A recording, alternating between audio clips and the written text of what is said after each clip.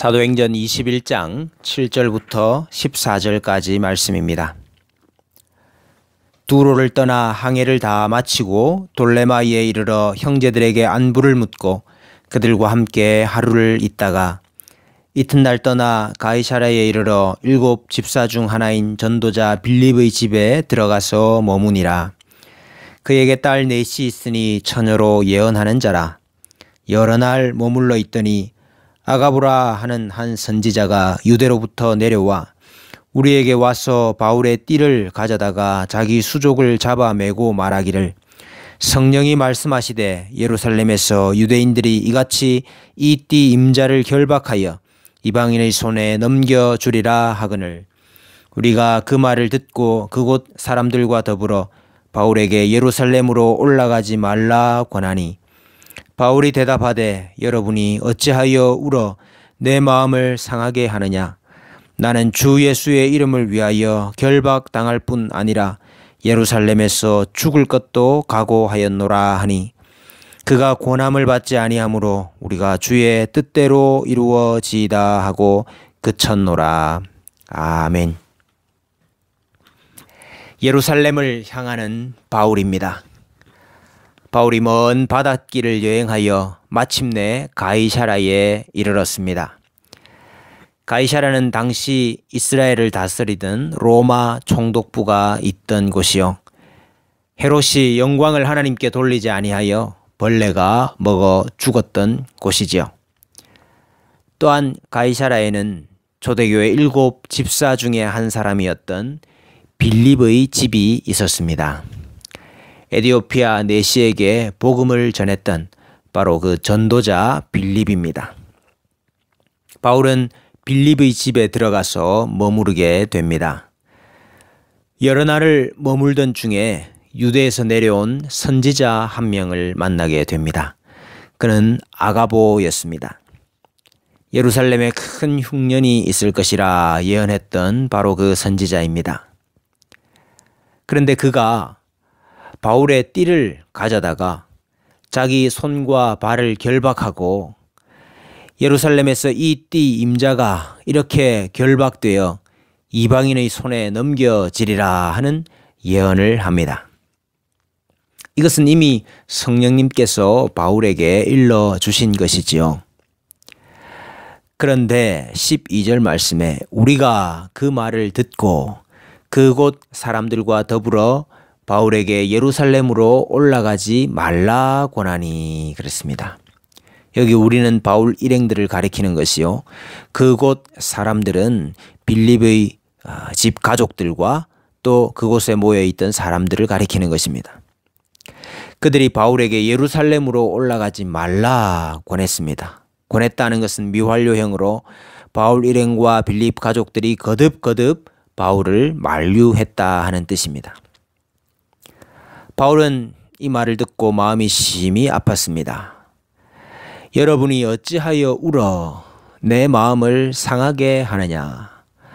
나는 주 예수의 이름을 위하여 결박당할 뿐 아니라 예루살렘에서 죽을 것도 각오하였노라. 상하게 했다 하는 말은 으깼다, 산산이 깨어지게 하다 그런 뜻입니다. 지금까지 바울과 동행하며 바울을 누구보다 잘 아는 바울 일행이 바울을 만류했습니다. 성령의 인도함을 받아서 에디오피아 내시에게까지 가서 복음을 전했던 그 전도자 빌립이 그들의 가족들이 바울을 만류하고 나선 것입니다. 그러나 바울의 결연한 의지와 뜻을 꺾지 못했습니다. 결국 그들은 그가 권함을 받지 아니하므로 우리가 주의 뜻대로 이루어지이다 하고 그쳤다고 했습니다. 주의 뜻대로 이루어지이다. 환난과 결박이 기다린다 하는 말씀은 성령께서 이미 바울에게 주신 감동이었습니다. 아가보 역시 성령의 감동으로 그 예언을 했습니다. 그러나 예루살렘으로 들어가지 마십시오. 예루살렘으로 올라가지 마십시오 하는 것은 성령의 명령이 아니라 바울을 향한 그들의 인간적인 사랑이요 염려였습니다. 예수님의 제자들도 그랬지요. 예수님께서 자기가 예루살렘에 올라가 장로들과 대제사장들과 서기관들에게 많은 고난을 받고 죽임을 당하여야 할 것을 제자들에게 가르치셨습니다. 그때 베드로와 제자들이 예수를 붙들고 주여 그리 마옵소서, 이 일이 결코 주께 미치지 아니하리이다 했습니다. 만류했습니다. 막았습니다. 그러자 예수님은 사탄아 내 뒤로 물러가라. 너는 나를 넘어지게 하는 자로다. 내가 하나님의 일을 생각하지 아니하고 도리어 사람의 일을 생각하는도다 책망하셨습니다. 그러면서 제자들에게 이렇게 말씀하셨지요.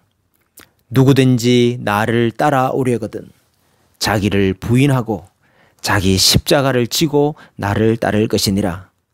누구든지 제 목숨을 구원하고자 하면 잃을 것이요 누구든지 나를 위하여 제 목숨을 잃으면 찾으리라 하셨습니다.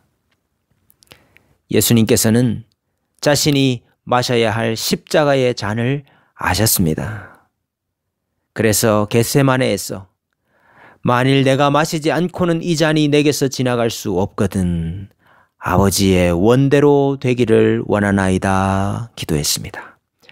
아버지의 뜻대로 되기를 원하나이다. 바울도 마찬가지였습니다. 바울은 그가 당할 결박과 환난과 고초를 이미 알고 있었습니다. 그러나 그는 기도하기를 내가 달려갈 길과 주 예수께 받은 사명 곧 하나님의 은혜의 복음을 증언하는 일을 마치려 하면은 나의 생명조차 조금도 귀한 것으로 여기지 아니하노라. 나는 주 예수의 이름을 위하여 결박당할 뿐 아니라 예루살렘에서 죽을 것도 각오하였노라. 우리가 주의 뜻대로 이루어지이다 하고 그쳤노라 했습니다. 그러므로 가이사랴는 바울에게 있어서 겟세마네였습니다. 바울은 가이사랴라 하는 겟세마네를 지나서 예루살렘으로 올라갔던 것입니다. 우리에게도 겟세마네가 있습니다. 눈물 나고 한숨 나고 외롭고 괴롭고 아프고 힘든 길입니다. 그러나 포기할 수 없는 길이요 가야만 하는 길이요 하나님이 나에게 주신 길입니다. 그 길을 주의 뜻대로 이루어지이다 고백하며 가야 합니다. 성령님께서 우리와 함께 하시지요. 성령에 매여 가는 길이라 했습니다. 성령과 동행하는 길입니다. 아무도 알아주지 않는 길이라 할지라도 아무에게도 말하지 못하는 환난의 길이라 할지라도 성령님께서 아시고 성령님께서 함께 하십니다. 피땀 흘리는 기도의 장소 겟세마네에 계십니까? 겟세마네에서 천사가 예수님의 기도를 도왔듯이 성령께서 우리의 기도를 도우십니다. 울며 씨를 뿌리러 나가는 자는 기쁨으로 단을 거두게 될 것이라 하셨습니다. 누구든지 나를 위하여 목숨을 잃으면 찾으리라 약속하셨습니다. 오직 주의 뜻이 이루어지기를 원하고 예수님을 위하여 죽기를 각오함으로 승리하시는 하루 되시기를 주님의 이름으로 소원합니다.